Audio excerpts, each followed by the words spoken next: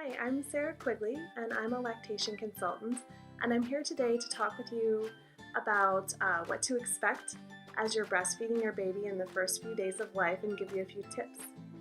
So, one thing that a lot of parents want to know is, when do I start making milk?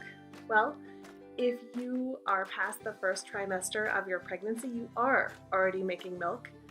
The early milk that you make is called colostrum and doesn't really look much like milk as we recognize it. It's thick, sticky, can sometimes look yellow or golden in color, and it's really the perfect first food for your baby. So it's full of antibodies and protein, and you make it in small amounts. So you're already going to have milk when your baby's born. Now, one thing that's going to happen is about 2 to 4 days after you give birth, your milk will start to change. We call this transitional milk, and it will become creamier. You're going to be making more of it, and you may also notice some breast changes as your milk transitions. So your breast may feel heavier, fuller, and so you'll know that process is really working. And then toward the end of the first week of your baby's life, you'll be making mature milk, and so this looks more like milk, like we know it. It's white, it's thinner, it's higher in volume, and so your milk is going to continue to increase for the first few weeks of your baby's life. So a lot of people want to know what they can do at the hospital to get breastfeeding off to the best possible start. And one thing that's really recommended is to hold your baby's skin to skin and initiate breastfeeding in the first hour of life whenever possible. Now, if that's not possible for you and your baby, you just do it as soon as you can. And it's great if you can call on hospital staff, so the nurses, the lactation consultants, and ask them for help as you get started with breastfeeding.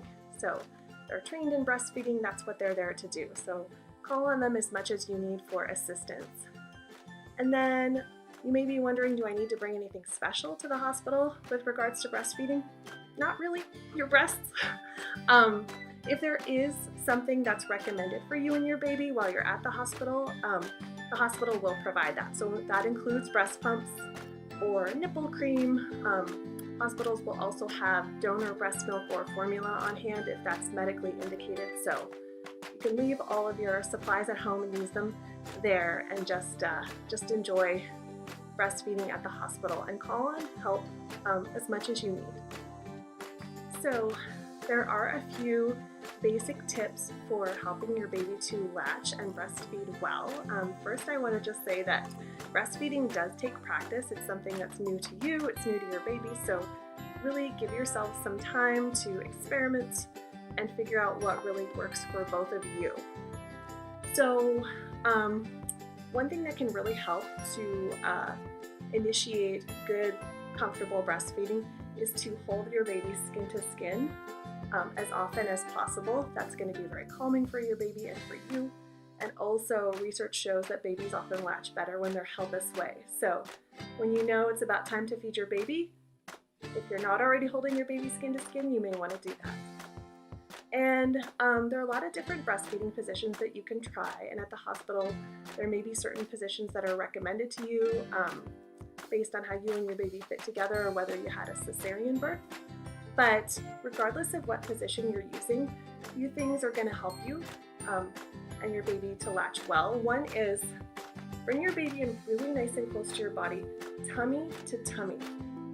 Okay, if your baby's a little bit rolled away from you, that may make latching more difficult and breastfeeding may not be as comfortable. So really bring that baby in close, nice and cozy, okay?